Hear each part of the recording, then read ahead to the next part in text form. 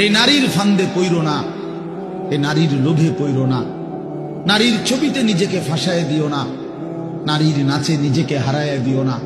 এটা বড় মন্দ রাস্তা। নবী সাল্লাল্লাহু আলাইহি সাল্লাম বলছে, ফাত্তাকুদ দুনিয়া ওয়াত্তাকুন নিসা। আমার উম্মত, দুনিয়ার মুসিবত, দুনিয়ার ধোঁকা, এর থেকে বেঁচে থাকো, নারীর ধোঁকা থেকে বেঁচে থাকো। নর্তকীর হাসি ওই হাসি না, ও তো জাহান্নামের আগুন। বেপর্দা নারীর অঙ্গভঙ্গি, এ তো অঙ্গভঙ্গি না দোস্ত, ছেলেরা, এ তো জাহান্নামের আগুন। ওই পাউডার, ফেয়ার এন্ড লাভলি তো আগুন, আগুন ছাড়ার কিছু না।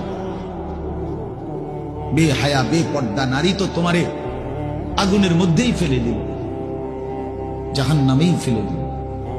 কোরআনুল কারীমের মধ্যে আছে, আল্লাহ তাআলা বলছে তিনটা অপরাধ, ওয়াল্লাযীনা লা ইয়াদউনা মা'আল্লাহি ইলাহান আখারা ওয়া লা ইয়াকতুলুনা আন-নাফসা আল্লাতী হারামাল্লাহু ইল্লা বিল হক ওয়া লা ইয়াজনুন।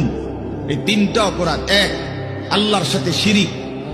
দুই, অন্যায়ভাবে কাউকে হত্যা করা। তিন, জিনা এবং ব্যভিচার করা।